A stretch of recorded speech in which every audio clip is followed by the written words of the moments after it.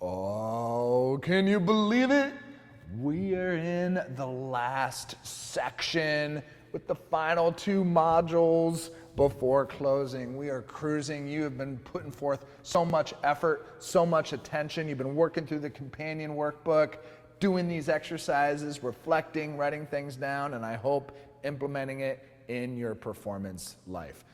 So close, just one more, and this one is super duper duper important because it is our ability, and what actually sets us apart from other types of species is the human's ability to communicate.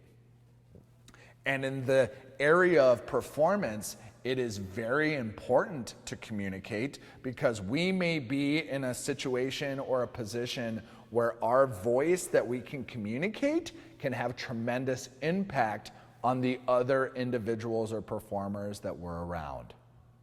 So, with communication and the ability to share knowledge and ideas amongst and within one another, we're going to discuss leadership and how to communicate leadership in an effective way.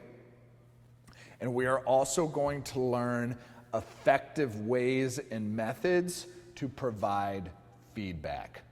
Because if we're performing, we need to get feedback and we need to give feedback. And if you're in a situation where you have more influence, and really leadership is just some type of influence, we all have influence, and so knowing how to do that a little bit more effectively can also have a profound impact on how you show up in your particular performance team, performance group, or performance organization.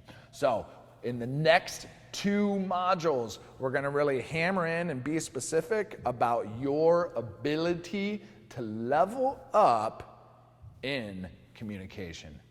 You want to talk about it? I sure do.